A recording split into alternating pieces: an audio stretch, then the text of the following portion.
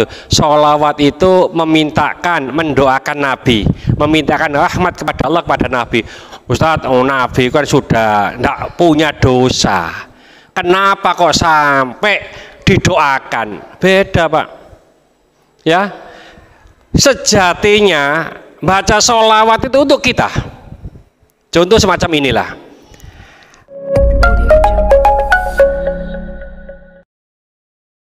Assalamualaikum warahmatullahi wabarakatuh. Bismillahirrahmanirrahim. Atu auladakum ala salati khisolin. Ya, ajarlah anak-anakmu dengan 3 hal. Pertama, hubbu nabiyukum, cinta kepada nabimu. Wa hubbu ahli baitihi, cinta senang kepada ahli baitnya, keturunannya. Wa qiraatil Qur'an, dan membaca Al-Qur'an. Fa inna hamalatal Qur'ani, karena sesungguhnya orang yang membaca bahkan menghafalkan Al-Qur'an, fi dzillillahi, dalam naungan Allah, yauma la dzilla illa dzilluhu, yang pada hari tidak ada naungan kecuali naungannya, ma'ambiyaihi, bersama nabi-nabinya, wa asfiyaihi, dan bersama kekasih-kekasihnya. Rawahu Dailami an Aliyin, diriwayatkan oleh Dailami dari Sayyidina Ali. Ini Rasulullah Shallallahu Alaihi Wasallam menyuruh mengajar anak kita dengan 3 hal. Ya, pertama, mencintai Nabi kita. Ngapunten, tidak sedikit di antara kita ini sing tuwek-tuwek, Pak ya, sing nom-nom itu saya tanya, Mas, nomor punggungnya Messi itu nomor berapa? Hafal, Pak? Berapa, Pak? 10.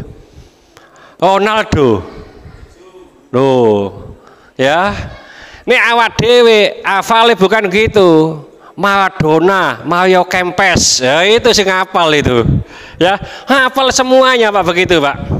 Tapi ngapunten, anaknya Rasulullah itu berapa jumlahnya dan siapa saja namanya? Embuh ngono e. Anak Rasulullah 1 Fatimah, ngono tok iki.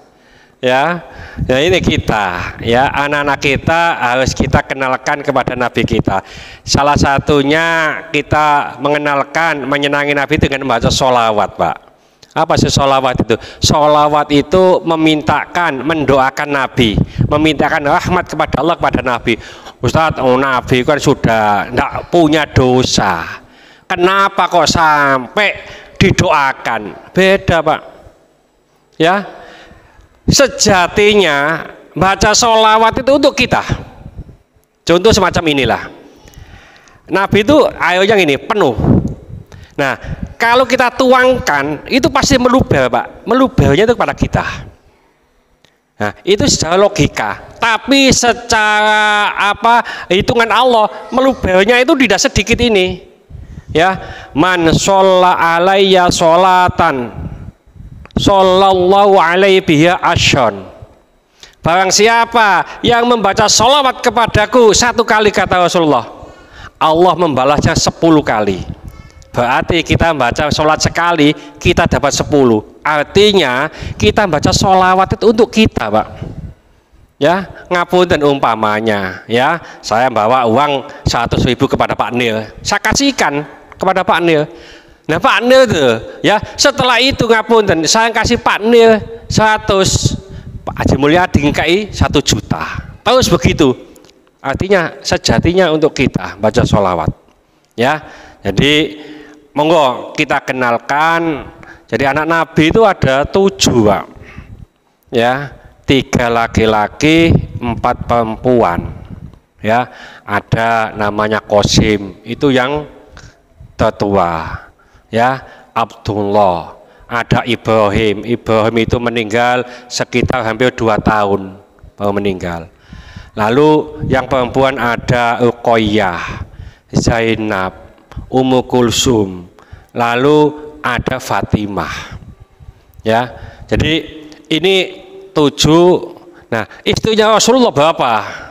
Ya, ono sing ngomong 9. Nah, itu kan sing umum tok, Pak. Ya, ada 13.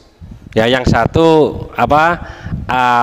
tidak mendapatkan gelar Ummul Mukmin. Ya, jadi hal yang demikian itu harus kita kenalkan kepada anak-anak kita, ya. Jangan sampai anak-anak kita yang kecil-kecil berubah Power Rangers, sing eling-eling itu. Ya, anak Power Rangers itu berubah, wah semacam itu. Nah, ini yang kedua, ahli bait, anak cucunya. Ustadz, apa kita harus membanggakan mengikuti anak cucu Nabi? Nah, ini ada bedanya. Anak cucu Nabi itu bukan Nabi, berarti manusia biasa, cuma keturunannya dari Nabi. Ada kemungkinan yang baik, ada kemungkinan yang jelek, kan begitu Pak, karena sama-sama manusia biasa, bukan Nabi. Oleh karena itu, kalau anak cucu Nabi jelek bagaimana? Apa kita ikuti? Ini seperti Quran yang rusak, Pak. Quran itu harusnya dibaca, tapi nek rusak ya gak iso diwaca, jiguwa ya gak ilok, ya dibaca ya gak iso, ya jarno ngono wae, didongakno sing apik. Jadi kalau ada cucu Nabi yang kurang baik, bu itu si ya, umpamanya si anak kecil-kecil itu Habib umpamanya, ya udah besar, ya itu kalau memang gak sesuai dengan akhlak Rasulullah, ya kita biarkan saja, ya kayak Quran rusak tadi Pak. Yang terakhir adalah kita ajarkan membaca Al-Quran. Ustaz, dong saya ini masih belajar Al-Quran, masa iso ngajar anak itu? Bisa dengan jalan dititipkan, DTPQ. Nanti bapak-bapaknya masuk TKA, Taman Kawak-Kawak Al-Quran. Ya, jadi yang bapaknya belajar, anaknya ini diajarkan Al-Quran. Nah, anak-anak sekarang itu pandai-pandai Pak baca Al-Quran itu. Nah, dulu kita itu paling pol itu kelas 5, kelas 6 baru khatam. Nah, sekarang itu kelas 3, kelas 2 MISD itu sudah khatam Al-Quran. Kita dulu belajarnya metode Al-Baghdadi itu anakum ainakum inakum wes wassalamu ganti, ya itu dulu. Sekarang banyak tilawati, qiraati, al-barqi, al-umi, ya wafah, tartil, ya terus yang yang terbuka itu ikro, banyak macamnya. Ya sekarang metode itu, ya, dan anak-anak sekarang itu sudah ahli-ahli Pak, pinter-pinter. Cuma dulu pernah saya sampaikan pinter-pinter tapi akhlaknya kurang, ya. Dulu sing tua-tua ini ngombe tajin, tahu tajin Pak ya. Nah saya anak-anak minum susu sapi. Oleh karena itu nih anak-anak kita itu tingkah lakunya seperti sapi, ya ojo heran Pak, gitu loh, ya. Jadi ono orang tua duduk di sini langsung melayu gitu, wis biasa. Apa itu? Sapi, ya. Jadi memang minumnya susu sapi, ya. Nah kalau seperti sapi ya maklum lah, gitu. Nah kalau dulu kita ngapunten itu kalau ada orang tua tuh wamite koyo begitu. Dan ini masih berlaku ngapunten di pondok-pondok pesantren itu masih berlaku. Ono santai bal-balan, santai voli, ono kiai ini cep meneng ngadeg wis gak bergerak sama sekali. Itu masih berlaku di pondok-pondok pesantren. Embo mari teko pondok nduk omah, embo gak ngerti, ya. Tapi yang pasti di sana ajarannya semacam itu. Nah, kenapa kok bisa begitu? Itu karena kebiasaan. Dulunya begitu, generasi selanjutnya pasti mengikuti. Oleh karena itu saya kan ingin kepada ustadzah coba aja mungkin begitu kan bisa enggak gitu loh ya, dipaksakan. Dulu pernah saya sampaikan di Gresik itu ya, sholat asar gurunya ngimami sholat asar, muridnya ikut sholat.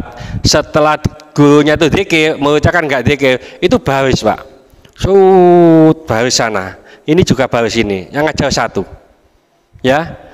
Jadi gurunya dzikir, dia itu sudah baris. Enggak, setelah ini diajar, dia ke belakang murojaah yang diajarkan tadi, ini maju, hari ini juga maju, gantian.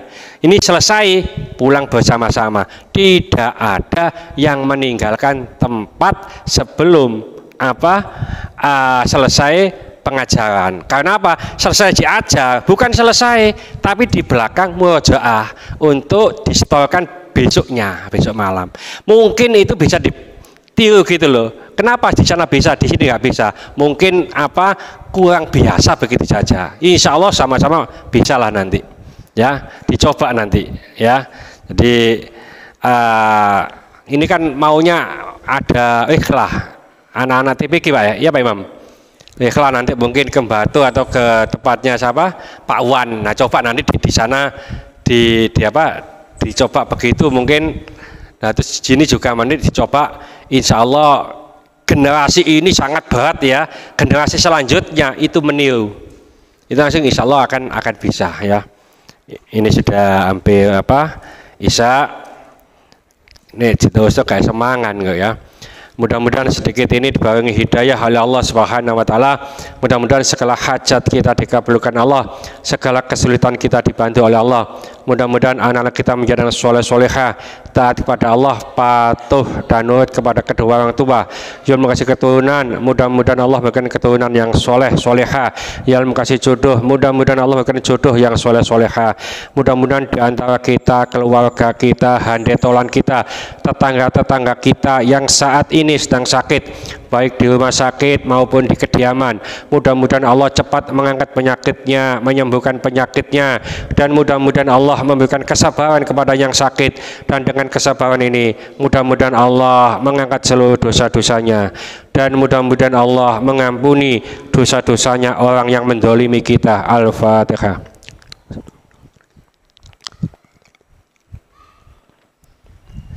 Bismillahirrahmanirrahim. Wal asri innal insana lafi khusrin illa alladziina amanu wa 'amilus solihati wa tawassaw bil haqqi wa tawassaw bis sabr. Subhanakallahumma bihamdika asyhadu an la ilaha illa anta astaghfiruka wa atubu ilaik. Wassalamualaikum warahmatullahi wabarakatuh.